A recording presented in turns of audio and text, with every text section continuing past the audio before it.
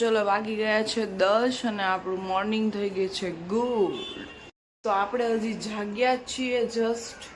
તમે જોઈ શકો છો કે મારા ઘરમાં પણ બધી જગ્યા ઉપર ઢગલા પડ્યા છે, કારણ કે હજુ આપણે ફ્રી પણ નથી થયા અને કામ પણ બધું બાકી છે અને નાસ્તો પણ બાકી છે. તો ચલો બતાવું નાસ્તામાં શું છે. આજે નાસ્તામાં ભાખરી બાકી છે અને ચા થઈ ગઈ છે રેડી. તો ચલો ફટાફટ આપણે ભાખરી બનાવી દઈએ, પછી મળીએ થોડી વારમાં. ચલો તો આજનો નાસ્તો આપણો રેડી છે. નાસ્તામાં મેં બનાવેલી ભાખરી હતી, ચા અને હળદર. તો ચલો આવી જાઓ બધા ફટાફટ નાસ્તો કરવા. તો વાગી ગયા છે 1:45, 10 મિનિટની વાર છે.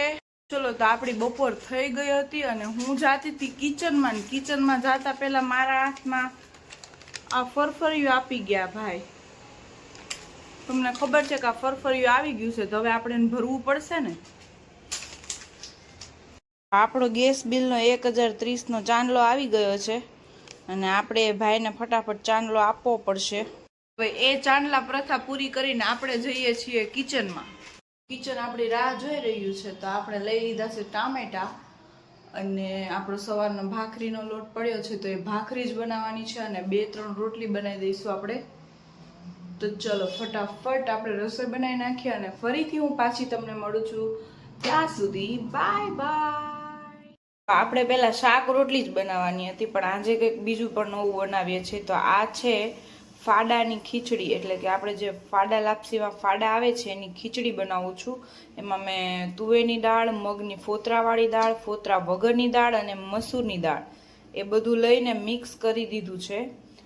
આ બહુ ટેસ્ટી હોય છે ખીચડી અને હેલ્ધી એટલી જ હોય છે. મેં તમને પહેલાં કીધું જ હતું કે હું ચોખાનો યુઝ એટલે કે ભાતનો યુઝ બહુ ઓછો કરું છું.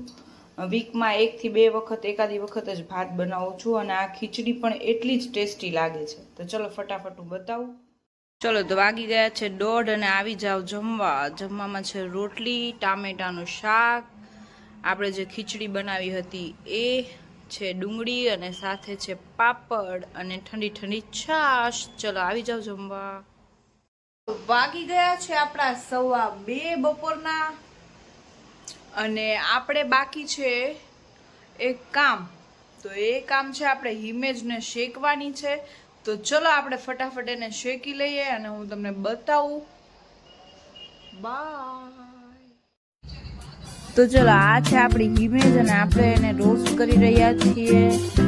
તો હવે મેં એને લઈ લીધી છે અને મેં એમાં નાખ્યું છે 1/2 ચમચી જેટલું ઘી અને એમાં હિમેજ નાખીને ધીમી ફ્લેમ ઉપર એને રોસ્ટ કરવાની છે જ્યાં સુધી ફૂલી ન જાય.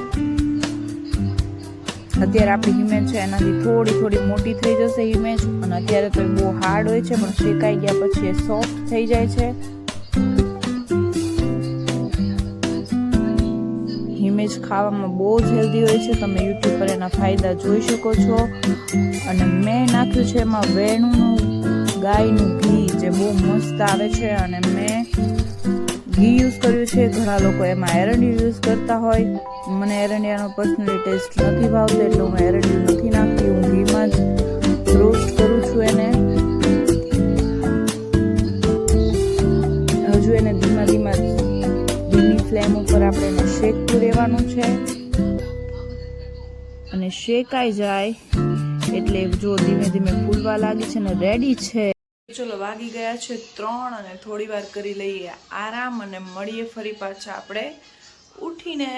Bye bye. આપણે મસ્ત મજાના સૂઈને ઉઠી ગયા છીએ અને વાગી ગયા છે 5:15 અને 5. તો આજે પણ જવાનું છે આપણે બહાર. હમણાં અમારા ફેમિલીનું ગેટ ટુગેધર ચાલી રહ્યું છે, તો અમે લોકો આજે પણ બહાર જવાના છે. આજે જવાના છીએ મારા જેઠના ઘરે. ત્યાં જમવાનો પ્રોગ્રામ છે બધાનો. તો ચલો હું ત્યાં જઈને મળું. ત્યાં સુધી બાય. તો આપણે ગયા હતા મારા જેઠના ઘરે અને ત્યાં બનાવ્યા હતા ભજીયા. તો ત્યાં હતા મેથીના ભજીયા, બટાકાની ચિપ્સના ભજીયા અને મરચાના ભજીયા. આવી જાઓ બધા જમવા. જમીને બધા બેસીને ગપ્પા મારતા હતા અને મસ્તી કરતા હતા. તો આ હતું અમારું ફેમિલી. Bye bye.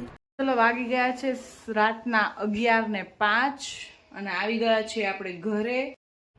તો આપણી રાત્રિ થઈ ગઈ છે શુભ અને મેં કીધું હતું એમ કે અમારા ફેમિલીનું ગેટ ટુગેધર ચાલી રહ્યું છે, તો અમે બધા એકાબીજાના ઘરે રાત્રિનો પ્રોગ્રામ કરી રહ્યા છીએ. તો હમણાંથી વ્લોગમાં રાત્રે એ જ આવશે અને કંઈક નવું હશે તો નવું પણ હું લઈને આવીશ તમારી સાથે. મારા વિડીયોને લાઈક કરજો, શેર કરજો અને હા, ચેનલને સબસ્ક્રાઈબ કરજો. તો ચલો મળીશું કાલે એક નવા બ્લોગની સાથે. ગુડ નાઇટ, જય શ્રી કૃષ્ણ, બાય બાય.